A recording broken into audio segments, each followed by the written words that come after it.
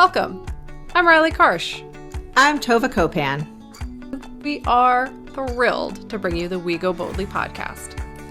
Let's talk big burning questions, life changes, and maybe a bit of personal business.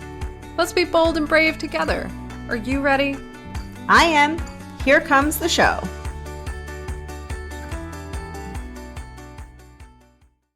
Hello, everyone, and welcome to We Go Boldly, the podcast. It is season 10, and we are all about how to live a limitless life.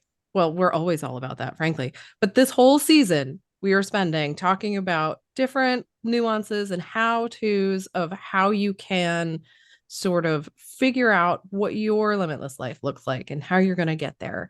Today is interview day. I don't know why I'm whispering it. Like, shh, don't tell. Because tell everyone. We're very excited about it. Share it with all your friends. But it's interview day. We are going to talk about you know what? I have the feeling we're going to talk about a lot of how-tos today. Just that's my gut instinct. And I'm usually right about these things. But our goal is to talk about organization, what it means in your life, how it can impact the quality of your life. I think personally, living with very disorganized people, this is something that I am very excited to talk about. And we're going to talk about that, but we're also going to dive into like maybe a little bit of Enneagram if we get there. We're going to talk a little bit about entrepreneurship, I bet, but mostly we're focused on organization and the how-to of it all. Before we introduce our guest, I can't tell you how excited I am. Before we introduce her, let me say hello to Tova, my incredible co-host, who's sitting here waiting for me to finish my spiel. How are you doing today, Tova? It's a gray, rainy day where we are, so yay. So it's not raining here, and I know it's gray, but I really feel like that distinction is important because it's been raining because you're so clinging much. to whatever you get. Like Yeah, any positives we can find. yes, I like and it. listen, like here's the deal. I like to walk every day. I walk 3 to 4 miles every single day. That's true. And That's on true. Tuesday, I just ran out of time. Like I could not do it. And I was like, you know what? It's okay for one day not to walk outside. Like that's not a big deal. It'll happen.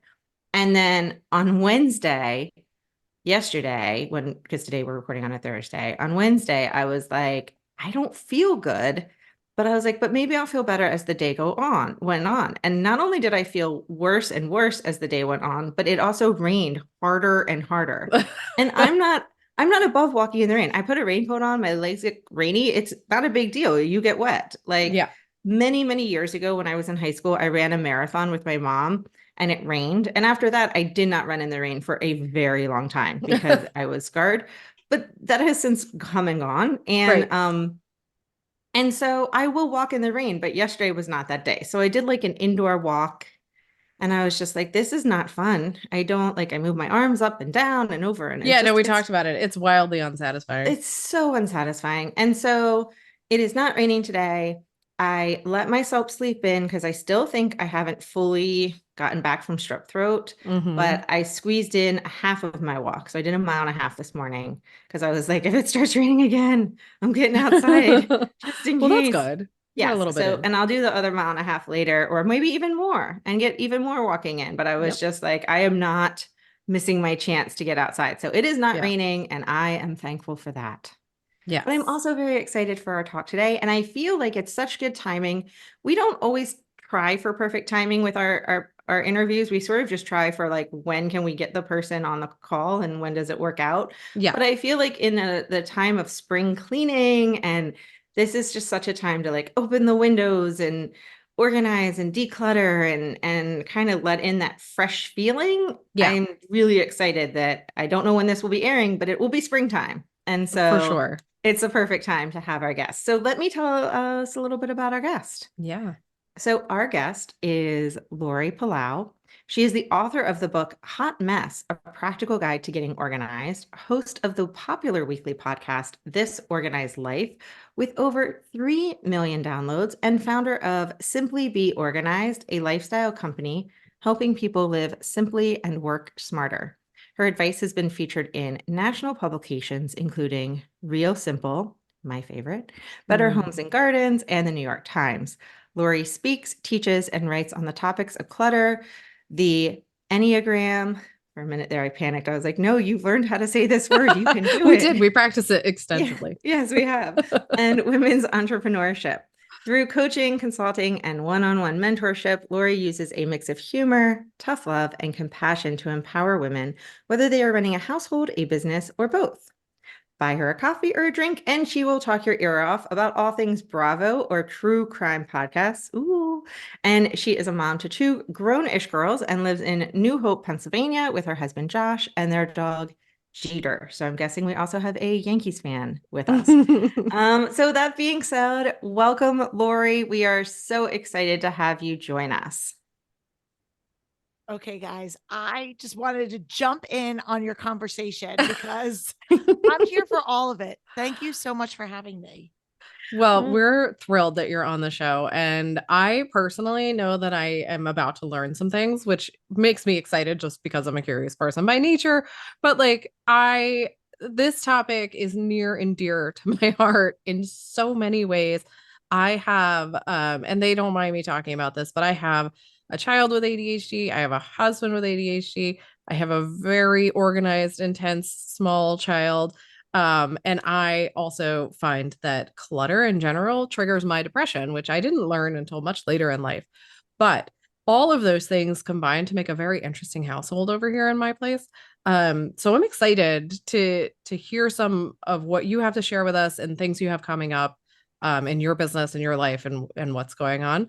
Um, I want to dive in with a slightly it's on topic but off topic type question. We'd like to ask the hardest question in the beginning because I feel like that sets the tone. So what we really want to know from you, Laurie, is um, what out there do you feel like you need to learn still to have a better understanding of what a limitless life looks like for you? Like what how to would you love to experience? That is like the biggest loaded question ever. Yeah, Okay, you're welcome.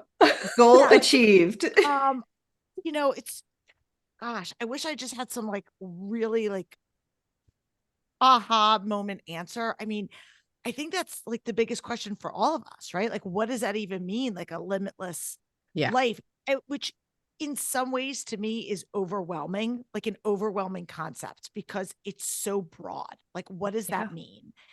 And for me, I guess a limitless life is just living a life with purpose. Mm-hmm. And because I can't myself, like, I can't do everything and I can't be good at everything. So if I am able to tap into the gifts that I've been given and that I'm able to serve people and, somehow be able to use whatever platform I have to empower others, I guess that's really what it's all for me, what it's all about. So I think it comes down for me is purpose. And I always used to say to my girls when they were younger, we all have gifts, we all have powers, and you can choose to use them for good or use them for evil, right? So, and Yeah. that's so much about even the work that I do with the Enneagram is the best parts of you are sometimes the worst parts of you, and it's all about perspective and how you're going to use that. Are you going to weaponize that, or are you going to use that to enhance your life and the people around you? So I don't know if that really answers your question. Yeah, no, I love that. I have said that to my kids as well, and I love the concept of like no matter what the characteristic is, it is useful, right? Like you can look at even if it's something where you feel unhappy about it, and maybe you're like, man, I wish I was more outgoing, right? Or I wish it was Said me easier for never. Said me never. well, it said me my whole childhood, right?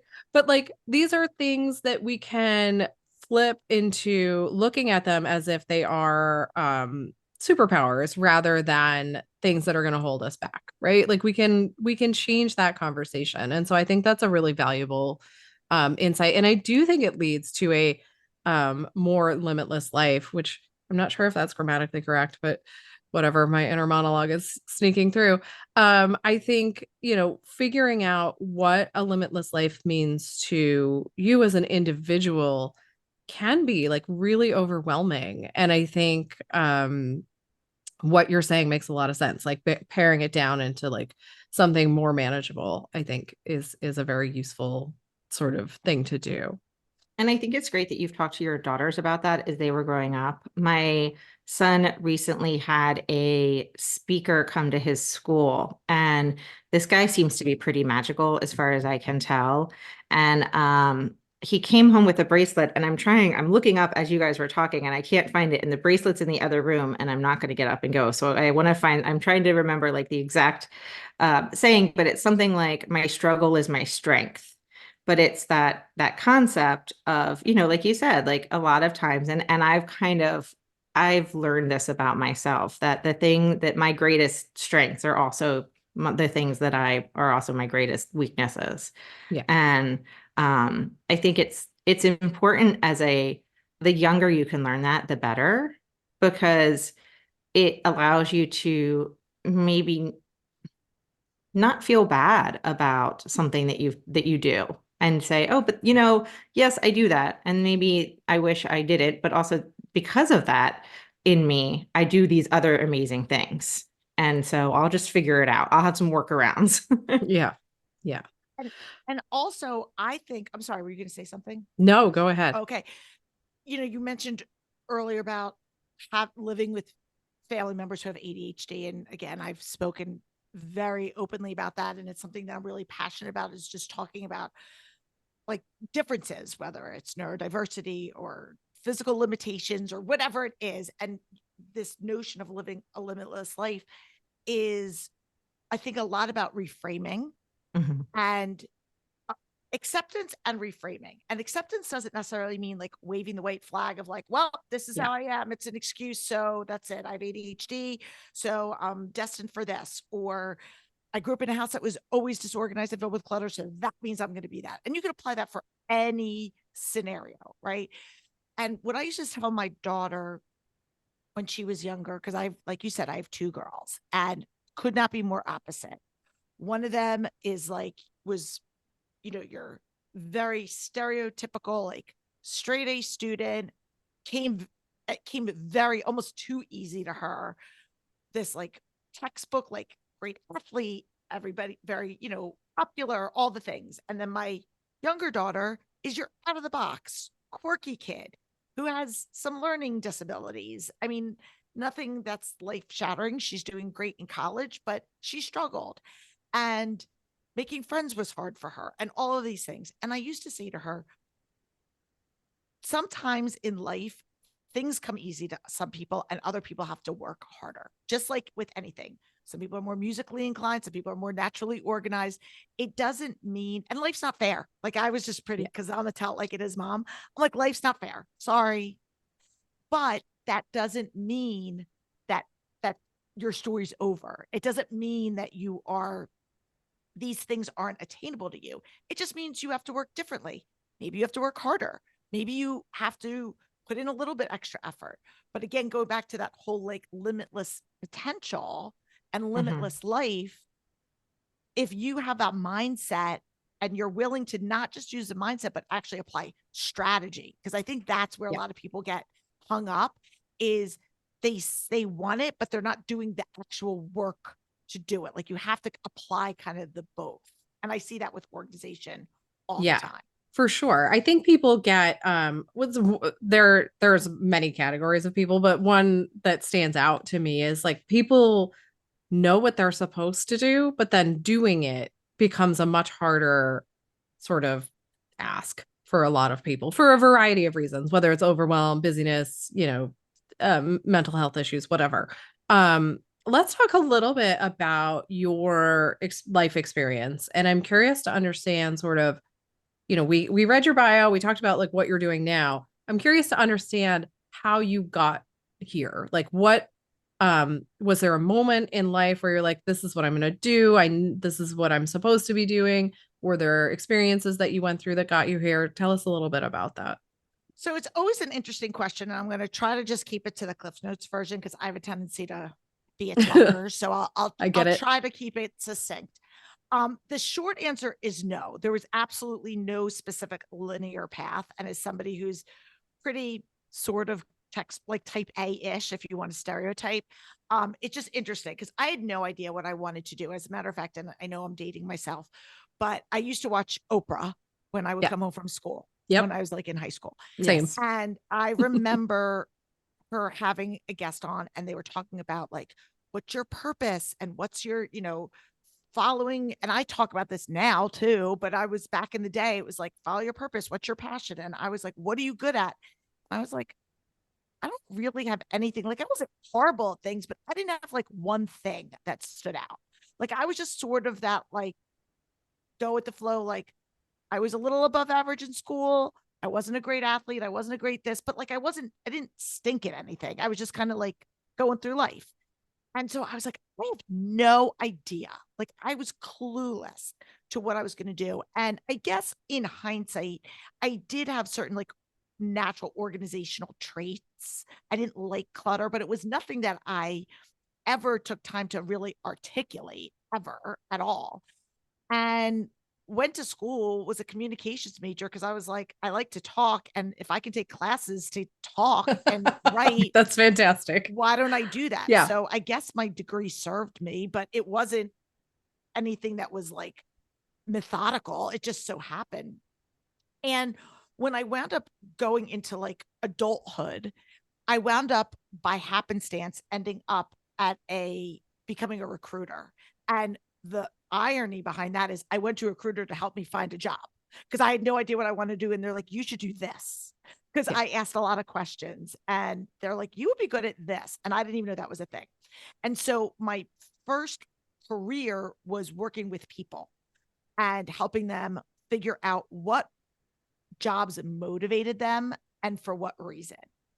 And so now, again, in hindsight, looking back at how I made the transition, and I'll talk a little bit about how the bridge got built, but it really, I'm using the same skill sets. It's just applied differently because what motivated people for job change, some people it was status, other people it was money, other people it was flexibility, other people it was travel. So people made decisions for different reasons. And when I now apply that with clients, when I'm either working with them one-on-one or coaching, consulting them, it's what's your why? Like, what is your particular why? What is it that you are trying to achieve? So I'm using all of those same skills, except it's a little bit more intimate and personal.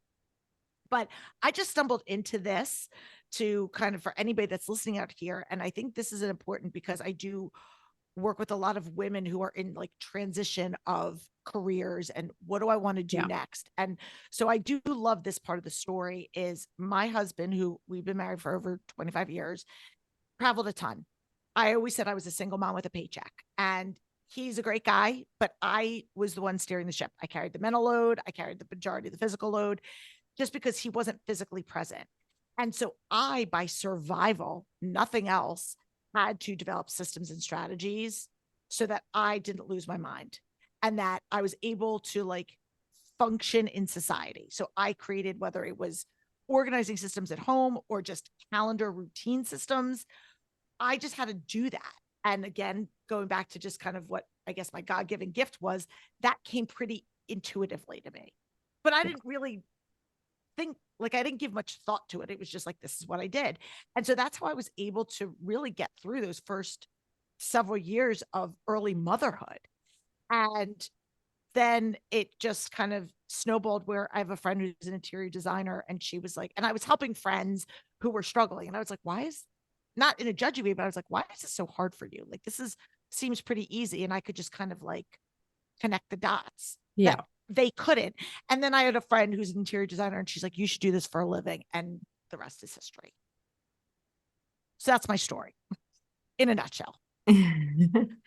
As you were starting out making that transition, what sort of obstacles, like what did you, if you were working, were you working full time doing something else when you made the leap? Yeah. I guess I probably left that part out in my effort to be concise. So we love conciseness, but we love not conciseness more. No. And that's so fair.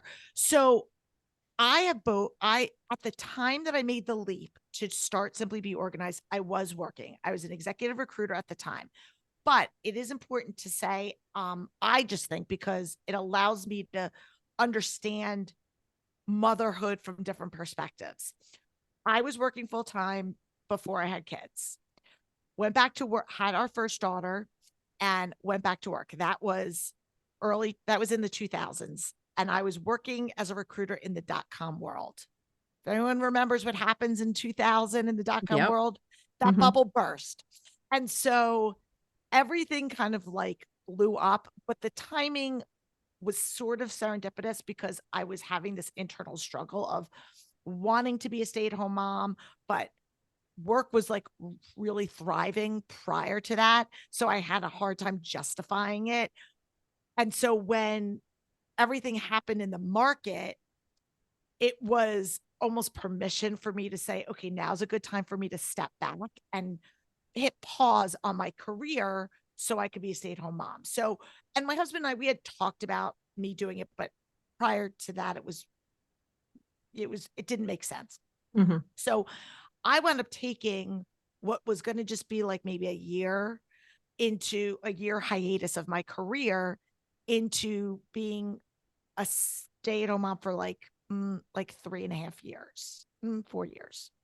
And so during that period of time, we had a second kid, we moved. So there was like a lot of life transition. And I really got to see kind of lean in really, really heavy to a lot of the challenges and struggles, as well as all the good things that come with being a stay-at-home mom. But I was somebody that was very independent, had worked outside the home, was a real financial contributor to our family. And it completely changed the power shift in our family. And it wasn't anything that was intentional for my husband. I think it was more internally driven, but Yeah. it was a really big thing for me. And it was something I don't even really talk about a lot, but that was a hard like internal thing that I struggled with, even though he was great about it, was like, you're taking care of our humans and the house and all of the things.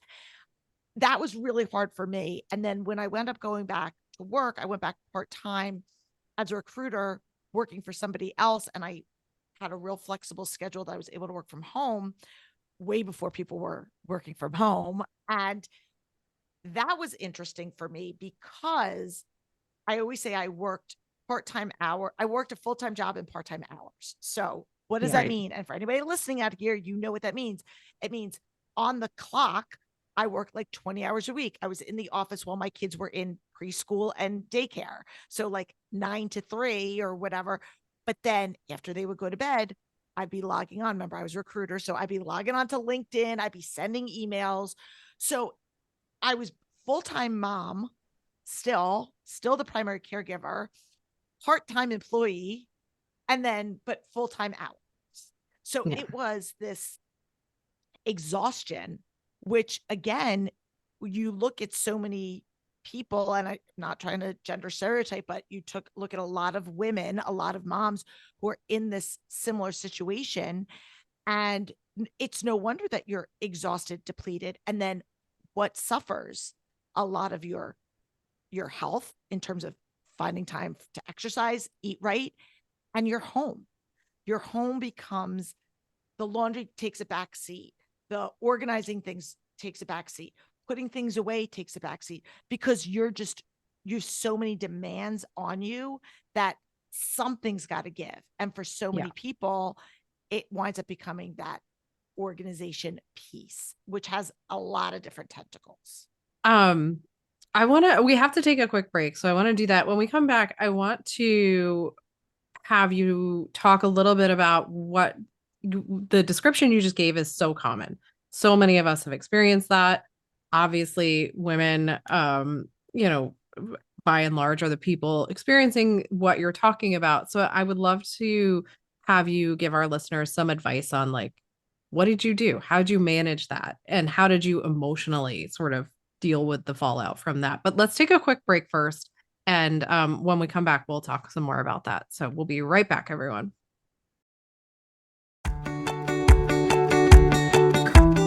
Well, hello there, ladies. Are you ready to elevate your life and connect with like minded souls? Join us every week at the Go Boldly Together weekly women's circle where strength meets sisterhood.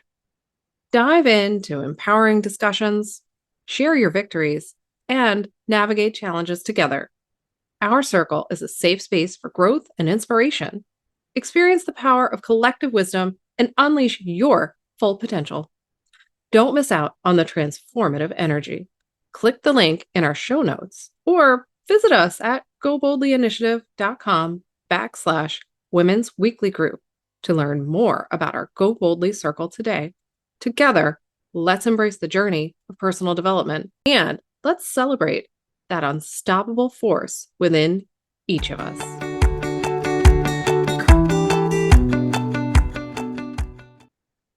Okay, welcome back to the show. So before the break, Laurie, we were talking about kind of that dichotomy that so many women experience wherein, maybe you were in a professional career, had kids, wound up leaving the professional career, and you're no longer like, quote, contributing financially, although arguably you are, to the family, bank account.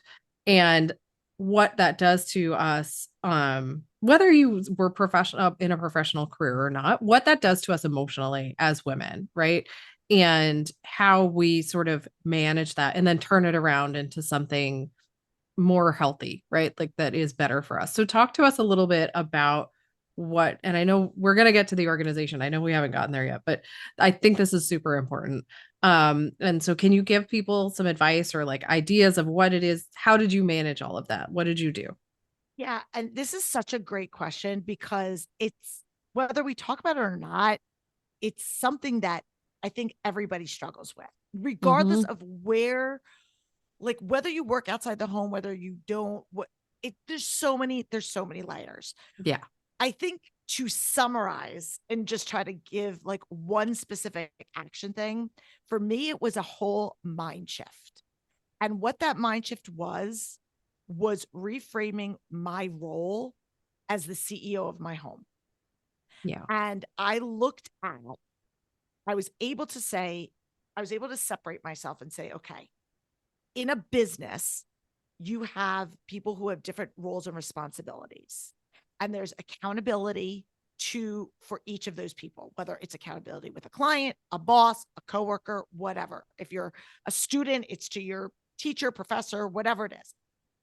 But for so many people, when they move into this parental mother, kid, whatever, even if you don't have kids, it's like you're building a home, a life.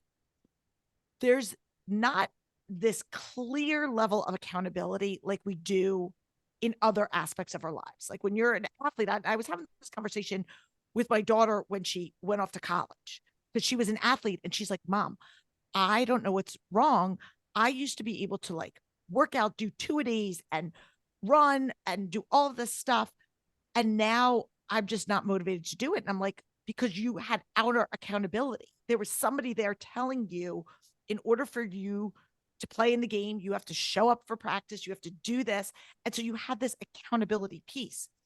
When all of a sudden it's like, okay, you're a homeowner and now you have these, you have to do this. There's not necessarily a roadmap of accountability other than like it has to get done. And so for a lot of people, that is a real struggle because they don't know how to set those healthy boundaries. And so for me, it was this mind shift to go, okay, if there's all this accountability in the outer world, how can I create this accountability in my home? How can I create this? What does that look like? And so I started writing down for me, what are some of the key areas that tend to bottleneck people, right? And then for us, and this kind of ties in with the organization piece, but it was just what keeps the wheels going? It's laundry, meals, cleaning, paying bills, and I went down like all of the different areas that needed to happen. And you could say, okay, here's, finance, operations, HR, like you could apply it. And I just started to create these expectations, if you will, of like, okay, well, this is what we're going to do. And of course, you're creating it.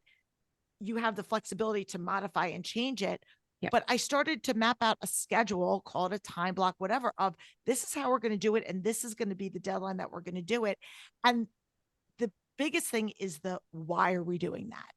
We're doing it so that you can not feel shamed or overwhelmed or pay late fees, or if your neighbor drops by, they can, come over and you can feel comfortable about it. But Yeah. for me, it was really, again, that mind shift piece of saying, I'm going to treat my home like I would a business.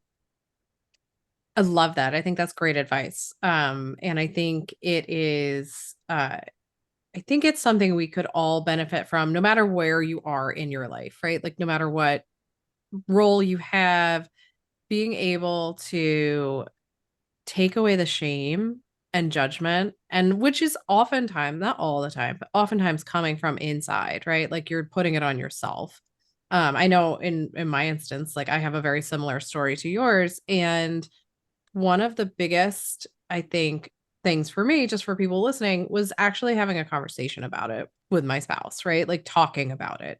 And that made a huge difference, just being like, this is how I'm feeling, this is why, and having the feelings validated, but also having somebody be like, but that's not how I see it. Like that's not your role. That's not really what's happening.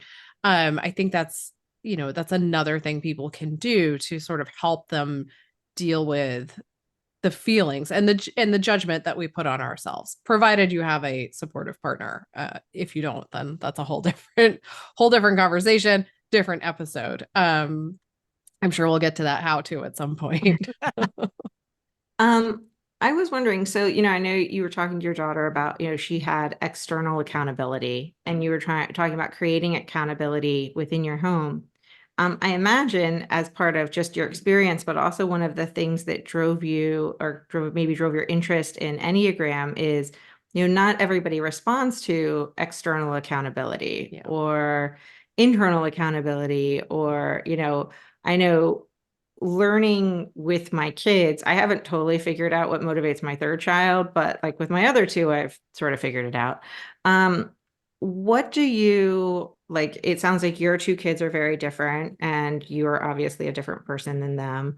How have you figured out, either for yourself or for people that you work with, how to sort of set up systems when they really need, some people really need that buddy, right? Like they need that work partner, but maybe they don't have that because they have a spouse, but their spouse, it's like you said, it's a business, but that, these people are kind of in two different silos of the business at the time, or, so how do you help people create that accountability that maybe they wouldn't have in a larger business, but when they're in their home, it's just them or just them and kids?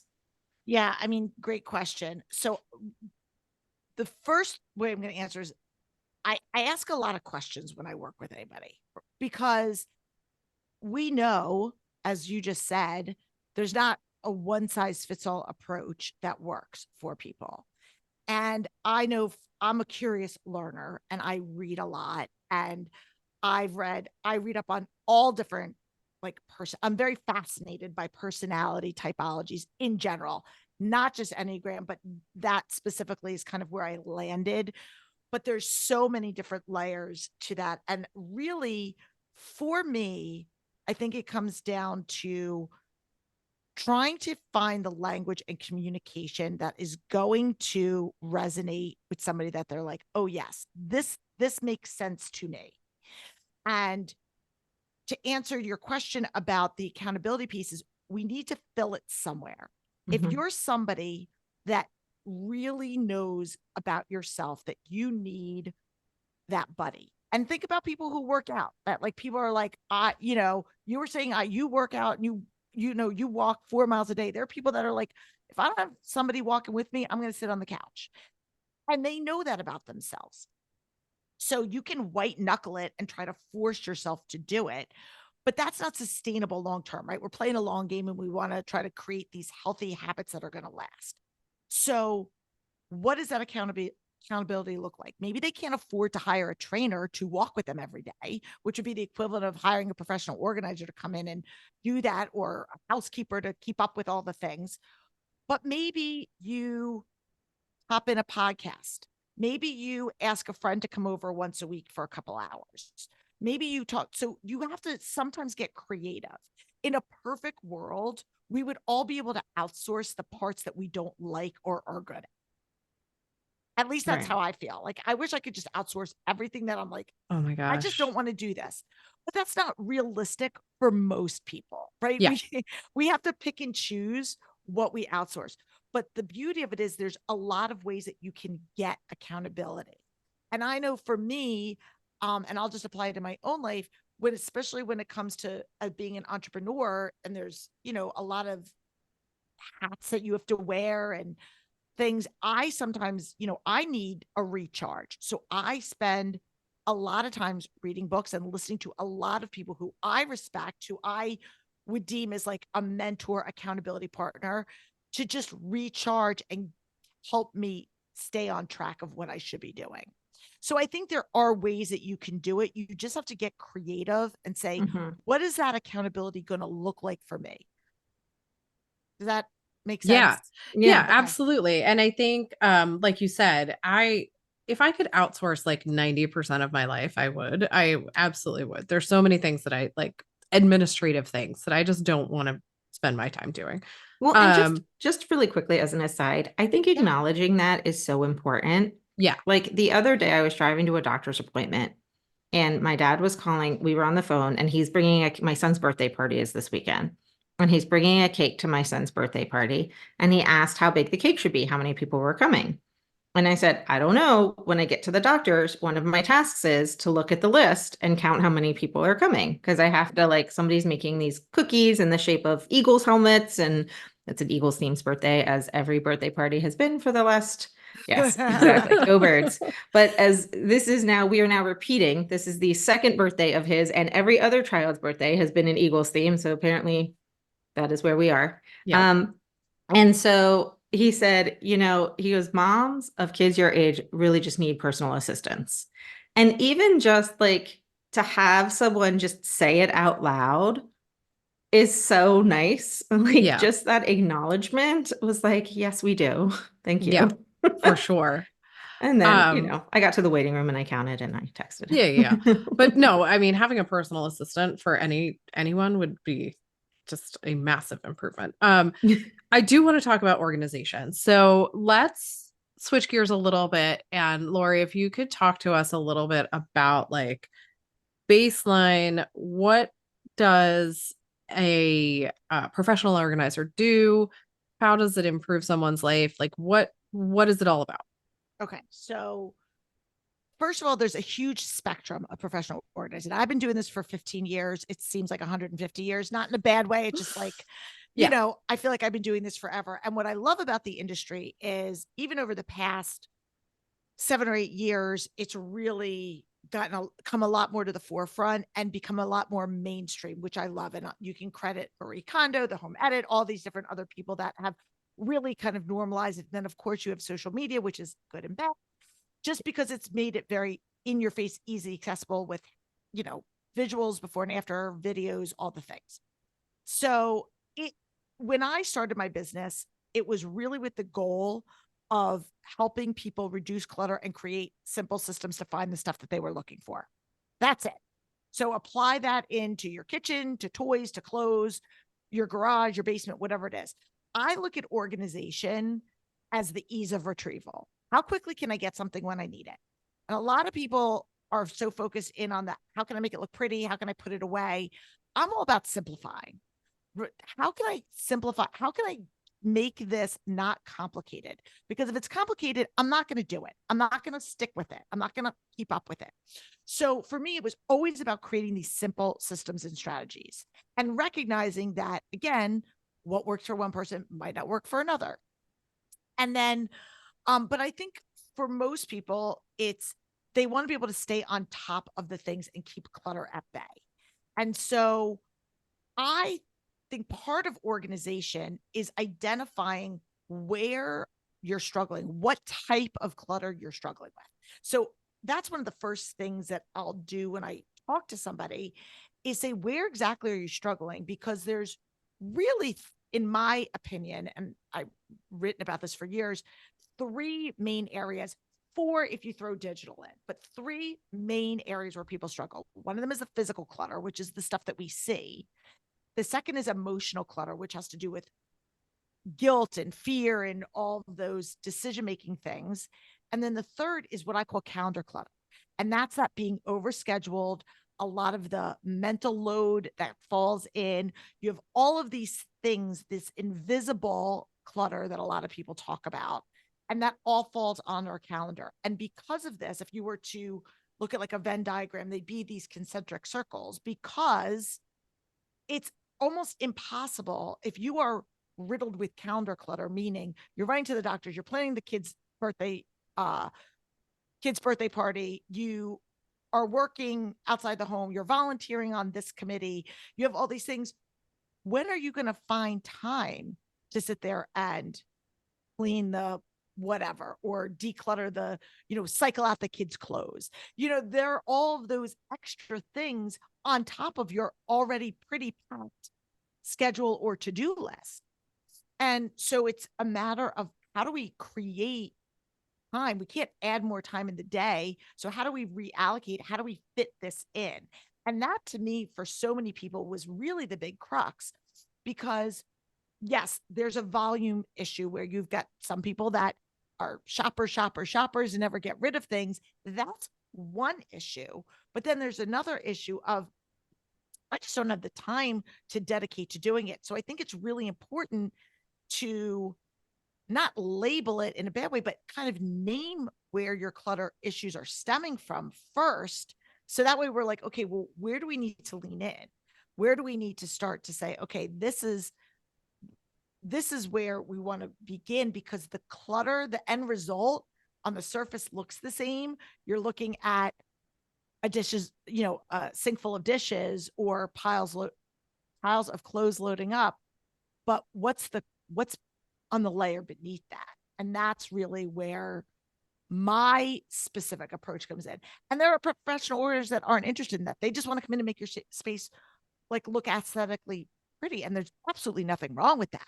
I think it's a matter of finding and working. If you are going to hire a professional organizer, for anybody listening out there or thinking about it, is finding somebody that's going to address your needs, what you're looking for. And I approach it more of a clutter therapist, a clutter coach. Yeah, I was just going to say will. that. I love so I have not ever heard it talked about like this. I've heard a lot of the other side of it of like making things accessible, making things pretty, making things aesthetically pleasing, getting things out of your house, all those things, which are great and important.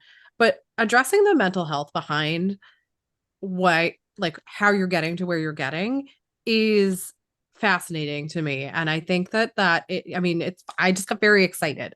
Because like the fact that you even name the mental clutter as a part of the issue, I think a lot of people skip that, right? But that is like what gets in the way of people the most. And Tova and I both talk to people all the time about like their lives and how to make them better and how to make them easier and what do they want to be doing and how do they transition and stuff.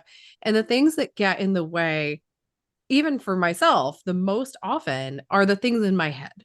It's not the physical stuff. It's not that I have to be in 12 places at once, which is stressful and frustrating. It's the mental stuff. It's the shame, the judgment, the negative self-talk, the overwhelm, the stress, anxiety, all of those things that are going on inside your brain before you even get to the next step. And I think that is I just think it's fascinating to combine that with everything else that you're doing. I don't actually have a question in there, Tova.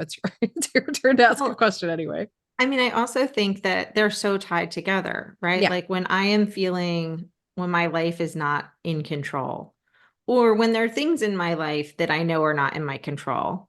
Some things I can control are transitioning the kids' clothing from fall to summer, or like, I guess would be the other way around, summer to fall. But you got what I'm saying.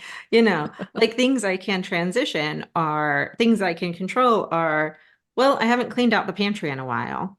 I haven't organized the pantry in a while, or maybe I need a new system here, or maybe there's something in my home that I can control. Maybe we should go through and, I know that they are taking donations somewhere, and do I use this bowl? Do I ever use this bowl? Let's get rid of this bowl. Because that's something that I can control, right? And like the outside world, there's so much that I can't control. And so I think the mental clutter is a lot, and the physical clutter is a lot, but sometimes, like you said, there's a lot more going into clutter than just a lot of stuff, right? And stuff maybe not in the right place or in the wrong place. And I do imagine that after you work with somebody, their house does look nicer, even if that's not your goal from the start. Well, and that's exactly what I was going to say is, listen, I love an organized monochromatic pantry, color coded closet. Like I live for all that. To me, that is like organizing porn. Like I'm here for all of it. But it can't, my opinion, my personal opinion is it can't just be about that. Because that's too shallow. That's too surface. That's the byproduct, right? Once you get through the other stuff, the cherry on the sundae is you get to have this beautifully aesthetically, great thing to look at. But if you don't address the other stuff, A, you're not going to be able to keep up with it. And B, it's really going to not have the impact that I think a lot of us want. It's no different than saying, I just want to lose weight to be a size X. Well, you're not going to, or once you get to that and then you're like, I'm not happy, it's understanding the layer behind it. Why do I want to do this? I want to feel better. I want to be able to, not ache as I walk up and down the stairs. I want my joints not to hurt. Whatever the thing is, it's really going that layer beneath it. And I think a lot of times we all want, and I'm victim of this too, is we feel a pain point and we want it solved, right? I don't like looking at this. I'm tired of walking in the door and seeing stacks of mail. It stresses me out. I just want it fixed. And so we can come up there and sure, I can sort your mail and put it in a nice organizing bin. But if without you making those, like addressing what's going on behind that, we're really not going to solve the problem. We're just treating the symptom. Right. It's a Band-Aid situation. 1,000%. We need to take another quick break. Let's do that. And when we come back, I want to understand maybe if you can give us some examples or thoughts on like what specifically you do to help people work through that process. So let's take a quick break and we will be right back, everyone. Hey there, pod family. Have you ever wished you could stay in the loop with a little slice of transformation and inspiration delivered straight to your inbox? Well, you're in luck because now you can. Introducing our fantastic newsletter, your VIP pass to all things exciting and informative. Join our community of growth-minded souls. Get the hottest topics delivered right to your inbox. It's quick, easy, and totally free. Just head over to our website at goboldlyinitiative.com and sign up for our newsletter today. Don't miss out on the next big thing. Stay connected with us. Subscribe now and get ready for some big, bold love. Okay, welcome back to the show. So before the break, Laurie, I was saying I think people would really benefit from understanding a little bit of a glimpse into like what kind of questions do you ask people? How do you help them figure out like some of that mental clutter? Like how do you, because I love this idea. I would love to understand like where does it start for people? So this is where, and I know we very, very briefly talked about the Enneagram before, but this is where a lot of this Enneagram knowledge has come in like tremendously. So because there is not a one size fits all approach, it really stems from asking a lot of kind of probing questions for people about what their goals are, thinking about. So if you're at home and you're like struggling with something, I think first and foremost, it's really important to think about what is it that I want, right? What is it that I want to achieve? Because where a lot of people fall short is and I think we talked about this at the top of the episode, is you have an idea, but you don't necessarily have the plan and strategy of how to get there. So I can give you the tactical steps, which I'm happy to share. It's pretty easy. It's not a secret sauce. It's what I use, my methodology to kind of go through the actual decluttering process. It's like a 4-step process. And I'll share it with you. But understanding why it's harder for some people and easier for other people is really where the light bulb goes on. And so that's where understanding personality types have come in. And this all stemmed from my own experiences with my family, looking at my husband, my girls, and just also for years of working one-on-one with clients going, some people get it like this, and other people, this is same strategy, not connecting the dots. Why is that? So I started looking at 3 main areas. So the 3 main areas are thoughts, feelings, and action: thinking, feeling, doing. So within the Enneagram, and for anybody that's unfamiliar, Enneagram is a personality typology, not unlike Myers-Briggs or Strength Finders or Gretchen Rubin's The 4 Tendencies. So many different personality typologies. It's been around for really centuries. But what drew me to the Enneagram and really started having me go deeper with that versus some of the other typologies is because it looks at your motivation, the why you do what you do. And as I've been saying this whole time, I think so much of clutter is really about the beneath, the why. Why are we here? Like, how did we get here in the first place? And so really looking at the different personality types and what motivates people was really fascinating for me. And so, like most people, I started going, okay, well, where's the Enneagram and clutter literature? And there wasn't any. So I wound up then going down this 5-year rabbit hole research to sort of develop a framework that can connect the dots. And in its most simplest form, it comes back to those 3 centers: how we think, how we feel, and what we're going to do. And every person is rooted in one of those 3 areas. So we use all 3 of them to make our decisions. But for some people, you're more dominant in one of those centers. And it's not unlike when before learning the Enneagram, and I would talk to people about the different types of clutter: your physical clutter, emotional clutter, and calendar clutter. More often than not, people would go, oh, I definitely struggle with emotional clutter, or, oh, I definitely am a calendar clutter person. By nature, they're all intertwined, just like thoughts, feelings, and actions, but one of them is the driver. And so if we can start to identify for you, where do I make my decisions? Are they really stemming from emotion, or am I somebody that's in my head all the time and I'm very methodical and logical and data driven? Or am I just like a doer? Am I somebody that just likes to, go in and, I'll deal with it later. Let me just go in and go head first into it.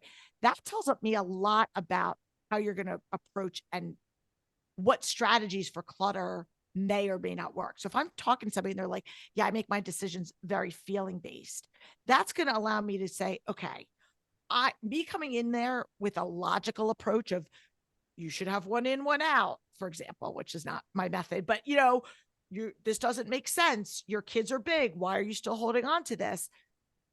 I'm using logic to solve a problem that is being rooted in emotion. So it's not connecting. So what I need to do is reframe as the practitioner, as the expert in this that's working with somebody, is I need to be able to talk to you about how does this impact you emotionally, and then layer in those other areas. So we're not going to just sit in the emotion, but we're going to address that as, this is, your feelings are valid. Doesn't mean that they're true. Doesn't mean that, you're going to be a bad mom if you get rid of your kids' artwork, but you might feel that way, and that's valid.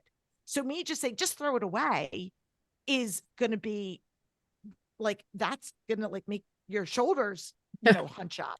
Right. And we don't want that. I want you to get to this point where you can get and say, okay, I know that this is how I feel, but realistically, do I need to save everything that my kid, made? Are they really going to want this?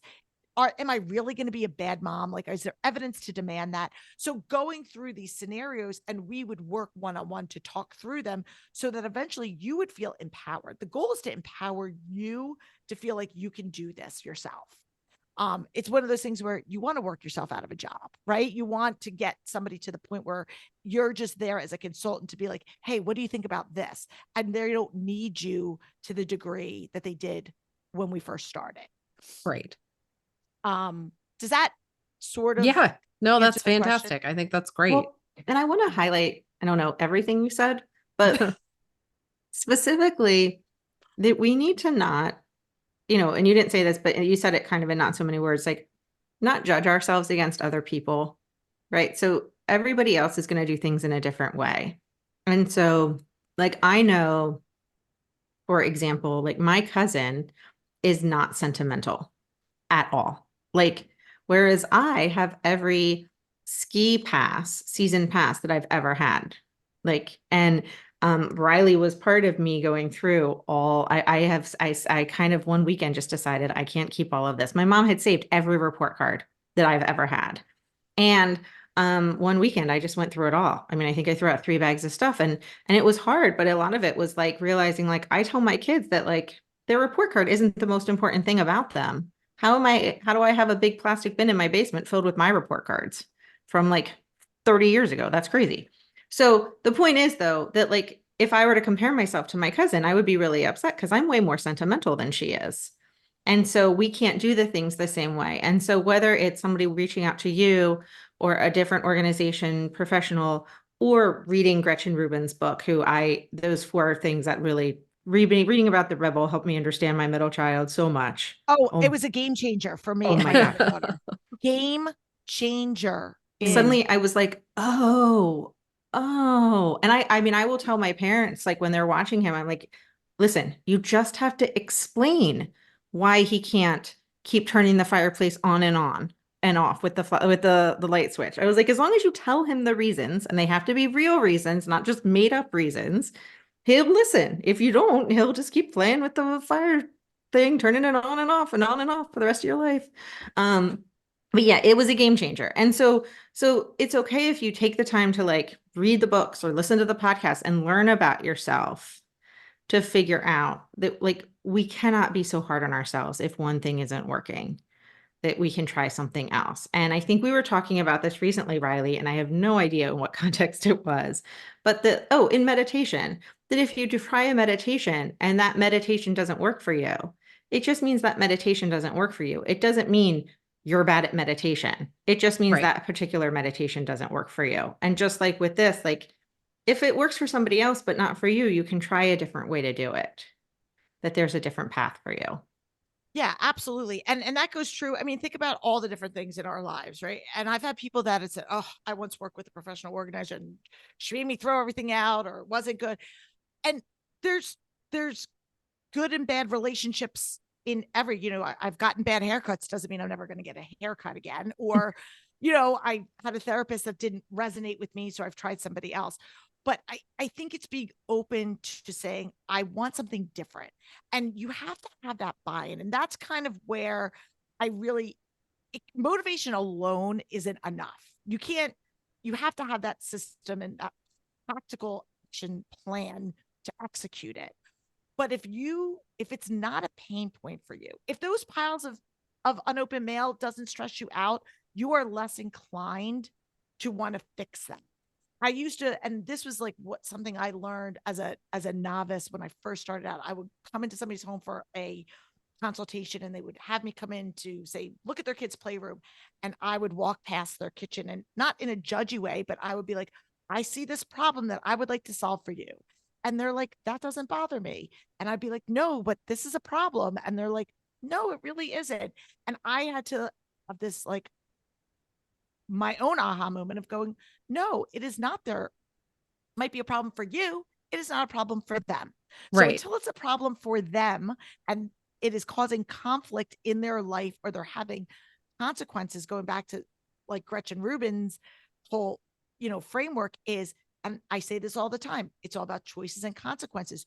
You can choose to not put your stuff away. And the consequence might be you're going to waste time looking for things, or you're going to be late to school, or you're going to pay a late fee because you don't know this. So that's your choice. You can choose to not do this, but there is a consequence for it. And that's just fact. And that's me saying to anybody out there, like, you don't have to, you're not going to die from not having an organized house, but Yeah. what are the consequences in your relationships? What are the consequences in your space? What are the consequences in these other aspects of your life that are going to be impacted by this? And only you can answer that. Right. And I mean, and that holds true in all aspects of life, right?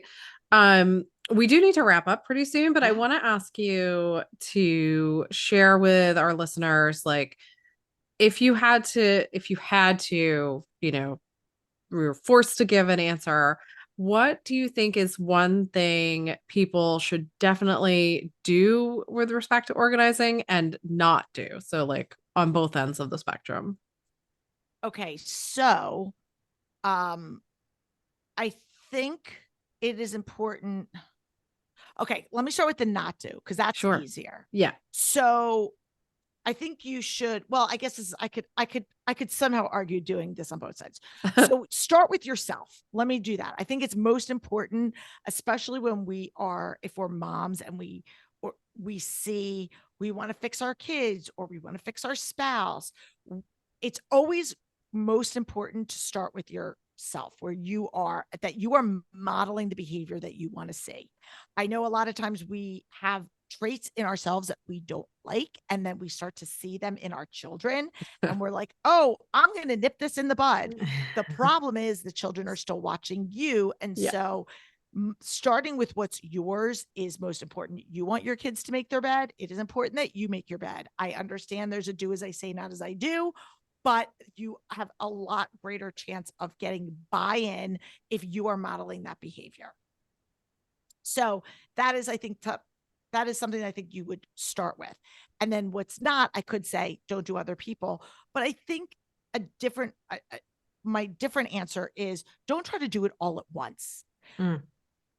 When we get excited to do something new, whether that's I'm going to start an exercise plan, I'm going to follow a new whatever, a lot of times we want to go all in.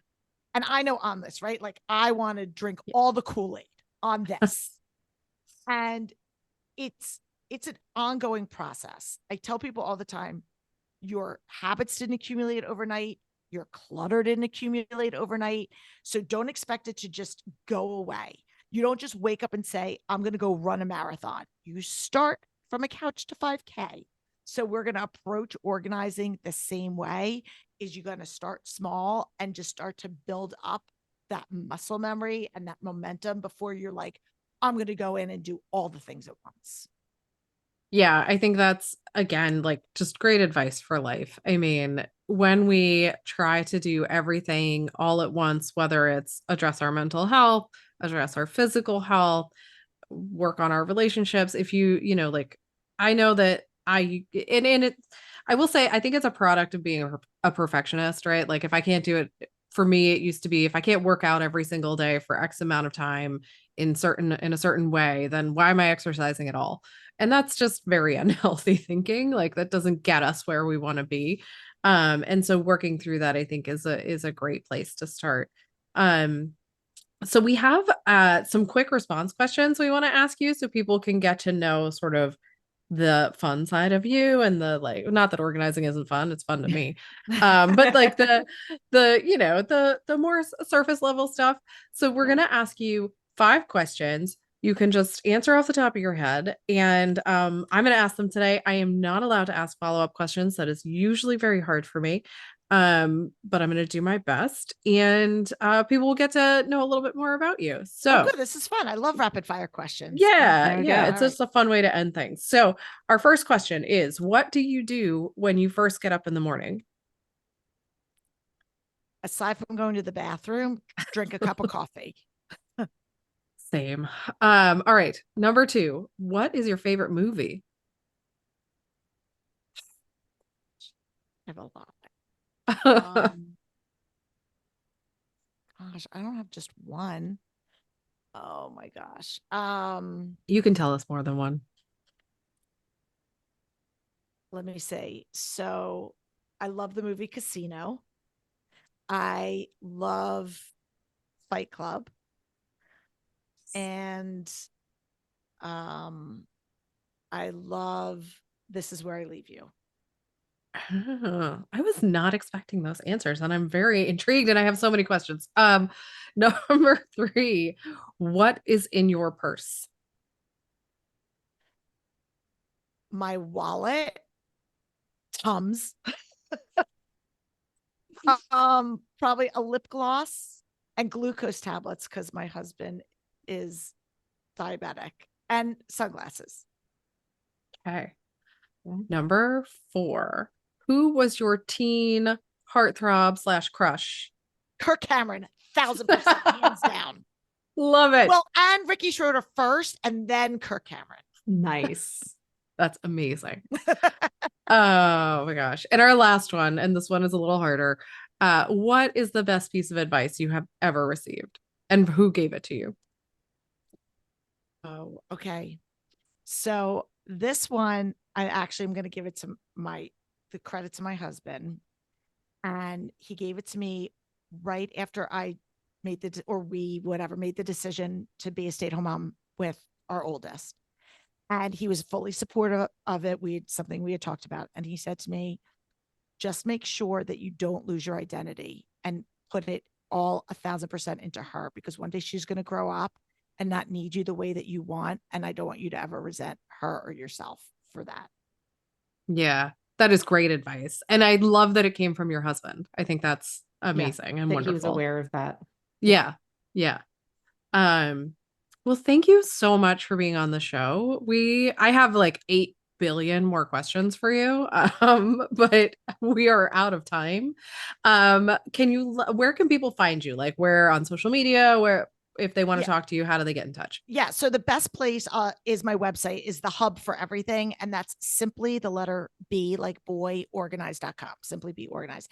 And you can find me on social media all over that. And also this Organized Life podcast. But if you go to the website, it directs you to all the things. And if you want to work with me, learn more, we also have like lots of freebies and all that good stuff. So yeah, we didn't even get into what you have coming up, which I'm really excited about. So we might have to have you back. We'll see.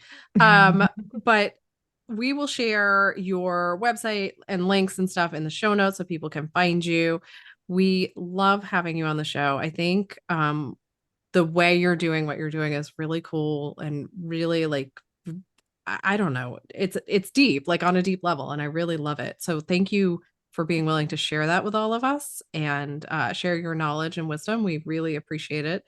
And yeah, I don't know, Tova, if you have anything else to add, but no, I do. I want to echo what Riley said, because I think that we as a society get so caught up in trends of decluttering. You know, like you said, you watch a show or you watch Marie Kondo, and everybody thinks that we all have to do it the same way. And then when we can't, it's really stressful and really sad and really hard. yeah. And so to recognize that we are all different and we all have different personalities, and there's not only isn't there one way for all of us, but there shouldn't be one way for all of us. It's better that way, I think is fantastic. So we are big, very big, and excited to see all the stuff that you continue to do.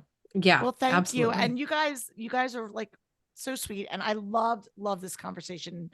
Anytime you guys want to have me back, I'm here for it. So Thank you so much. Excellent. All right, everyone. So that is it for us this week. We will definitely be back next week with another how-to. You are going to hear all of our how-tos all season long, and we're excited to keep it going. If you have ideas for things you want to learn about, things that are like on your mind and you feel like you need to know in order to live the life you want to be living, reach out to us on social media at Go Boldly Together, or you can find us on our website, goboldlyinitiative.com. We are always interested in hearing from you guys. So until next week, everyone, have a wonderful, wonderful week. Thanks. Thanks so much for listening to We Go Boldly podcast.